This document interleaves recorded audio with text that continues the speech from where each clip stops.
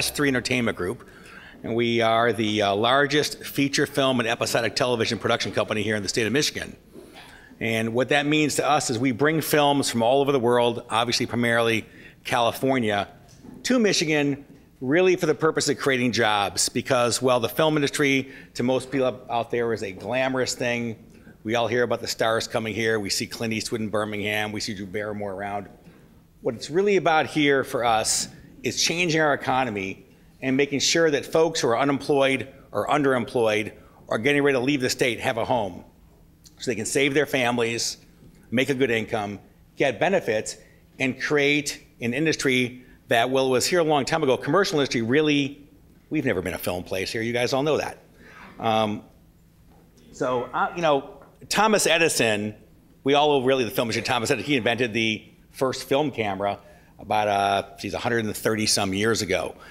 And if you look at where we've gone since then, and you look around the world, we're a multi-billion-dollar industry, but really we're almost like migrant farm workers is what the film industry is today.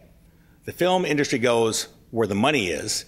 And in April of 2008, as I'm sure most all of you know, we passed here in Michigan the most generous film incentive in the country.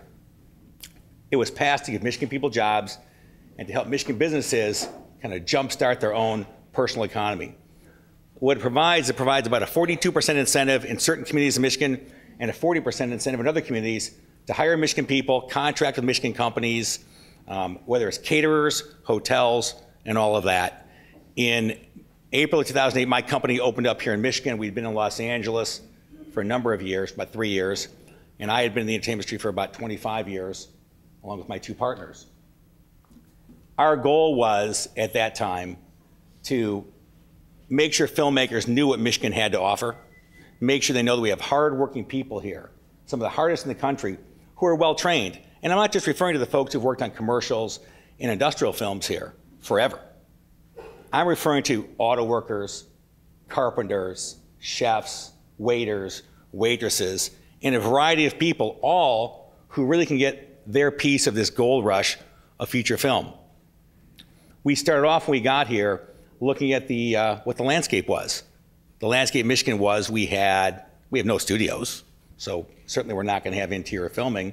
We had about 200 or 300 people who'd been around in film, and a lot of people from Michigan, I don't know if you realize it, in Hollywood, whether it's Jerry Bruckheimer or a number of other people who came from Michigan. They came from Detroit, they've come from Ann Arbor. If you walk around Hollywood, it's like Michigan transplanted there because they all had to leave. Our goal was to develop the industry from the behind the camera standpoint and then later move on to the in front of the camera standpoint and kind of shorten those lines that you're looking at right there. I think we have 17% unemployment right now in the state of Michigan, highest in the country. By some accounts, unemployment in Detroit is 2. I've heard even up to 3 times that in certain areas. And to train Michigan's people to get involved in this industry. We launched a training program called FIT, Film Industry Training, and went to all the Michigan Works offices around town, went to the auto companies and said, we need your people. Without folks in Michigan getting involved in this industry, there'd be no reason to have the incentives. The movies are great, but we need those people working.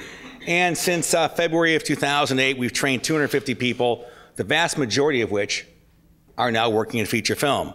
And that's really why I want to focus today on how this industry changes lives. Not through the political messages in election years, when you see Brad Pitt and others out there espousing their political views for whatever reason it is, but because this industry in Michigan in 2007 had $2 million of filming. In a 9-month year in 2008, we had $130 million of filming.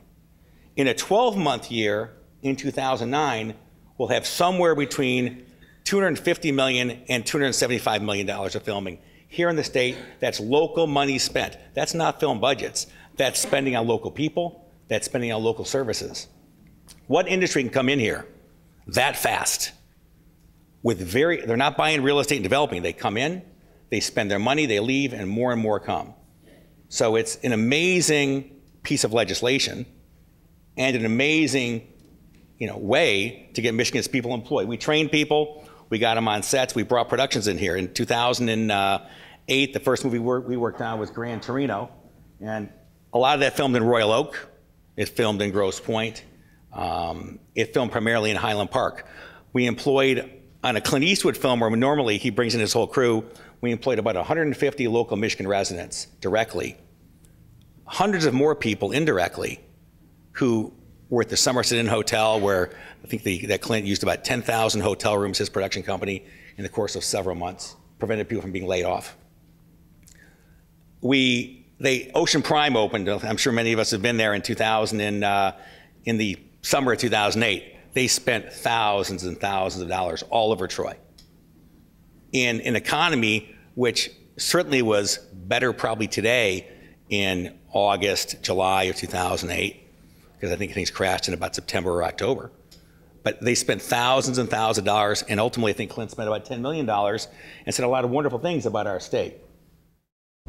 We've utilized a lot more security people whom I've had laid off, and I've been able to bring a lot of people back. I would expect we'll probably spend over $10 million while we're here in the state of Michigan. I've enjoyed filming here in Michigan, and I'm definitely going to be back. It meant a huge influx in drop-off business, as well as people coming in and using my laundry. Who'd have thunk a coin laundry being a huge beneficiary of the film industry coming to town? We feel we're making a significant impact as far as from a financial standpoint here in Michigan with Gran Torino. There's a lot going on. There's a lot of people being put to work because of the incentives. We've seen over $1 million in revenue and booked over 10,000 room nights. These guys that have been in from out of town are spending money in local restaurants, they're buying local goods, they're using local services, and I think it's a win-win. I can't think of anyone who's losing on this. Michigan needs to be reinvented, and I think this is going to be a great opportunity for this state. Michigan is Hollywood East. Michigan will be the next film capital of the world. He said it better than I ever could. And by the way, that clip played on CNN already about half a dozen or more times.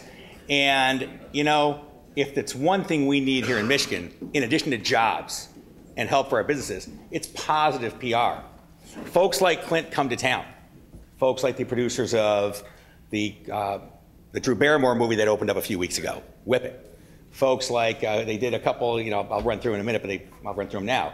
In 2008, we had 2 made-for-TV movies here, one called, or maybe 3, one called Gift in Hand, one called America. We had Prayers for Bobby on Lifetime. We had Clint's movie that shot here. We had a movie coming out now called, about a month, called Youth in Revolt. These folks come in here, and they expect to see devastation, chaos in a bombed-out city. What they find here is, by literally, without exception, a fantastic place to shoot. I mean, an urban soundstage. Where else can you find a city built for millions of people where there's 600,000 where you can do things? I mean, it's absolutely incredible. What you're looking at right there is a car being blown up downtown by Corktown on a movie called The Irishman that employed, again, 150 Michigan people directly and hundreds more indirectly. The nice thing about that movie, which just finished filming in June, was obviously employed all those people, including about 25 interns who came through our education program who are now making money on feature film, the next projects we're on. But Detroit doesn't always play Detroit in these movies. In that case, we played Cleveland 1950s through 1980s. And we were very proud to blow up Cleveland 35 times in the city of Detroit across 2 mayoral administrations. And the mayors were both very happy because they're used to seeing their own city get blown up and burned down, as one of the presenters said today during Devil's Night and things like that. You know, and that movie comes out probably either St. Patrick's Day, 2009, or probably sometime 2010 or sometime later. And we had Christopher Walken in town and Val Kilmer and a lot of other folks. But most importantly, they brought people in to help train our people once again. And it's really all about training them. You know, we walk around, we hear stories. I ran into some Teamsters about 3 or 4 weeks ago who came up to us and basically just said, hey, I want you guys to help promote the incentive, make sure people know about it, because there were 2 of them. Both their homes were in foreclosure in April, May of 2008. They had already sent their family to relatives' homes out of state, and they were preparing to leave the state. Teamsters, as you can probably suspect, handle all the transportation on films. They've also organized location managers, and I guess as of last week, they organize caterers too. So now our film caterers are Teamsters. But most importantly, you know, the average Teamster makes $30, $40 an hour. And on the average film, we have 10, 12 Teamsters on it, in addition to probably 100 members of the IATSE, which is the stagehands union. These folks are making money. Folks who weren't making any money before. So to us, that's what makes us feel good. And I know when we come to this group, they want us to talk about, you know, how we really feel. And how can you feel other than just fantastic to be part of that? Part of helping folks get employed, part of helping sell our state, and really turning this thing around. And I urge all of you to get involved no matter what you do. I've run into some website developers out there. You know, websites are covered by the incentive. I mean, get marketed. You guys are a lot of marketers in here. Technology, I mean, especially green technology. Hollywood loves green technology. They do. Whether it's the hybrid taxis that run around Birmingham, whether it's not using bottled water, but using the big bottles of water. No matter what you do, the fact of the matter is that this industry needs all of you folks to be involved so the incentive works. Governor Granholm doesn't care about S3 Entertainment Group because we're a production company. She cares about the folks out there who aren't in the entertainment business getting jobs. And this incentive has been extremely successful. The Weston Book Cadillac, which, you know, I think was in business for about 60 years and closed its doors in 1984, is now, without a question, the Four Seasons Hotel Detroit. If you walk in there on any given night, in the last month, folks I know who've been there, Wesley Snipes is there, Faye Dunaway's been there, I know Drew Barrymore was there a little while then at the Townsend. Every night at the Weston Book Cadillac, which by the way had a 50% vacancy rate the first few months after they opened their doors. Now, I called them up to put a group in there in January, and there's no room. I mean, there's just no room because all the productions are going there. And every one of those folks sees downtown every day. They go to Lafayette, Coney Island, they go to Slows, they set up production offices and warehouses that are closed downtown, so it helps the real estate.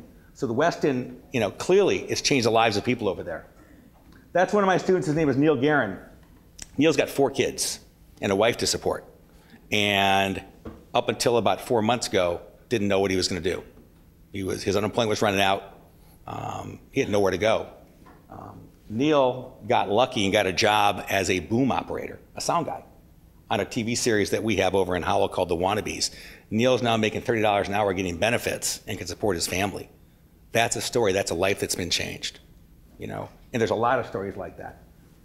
We got another gentleman we know, his name is Macram Ferry, moved here years ago to come to the promised land, America. What did he find when he got here? He found a lot of unemployment and it's very difficult to get a job. He's sitting there in front of a camera because he's now a camera guy, making $50 an hour in the IA Local 600 and able to support his family. And there's so many stories like that. To us, this is the rebirth of Michigan and the rebirth of Detroit. We can't do it obviously just with film. A lot of technology, like you folks are involved in out there and other things, are other great ways to do that. But along with the glitz and glamour of the film industry, it's really about folks like all of us and all the folks out there who we saw on the unemployment lines.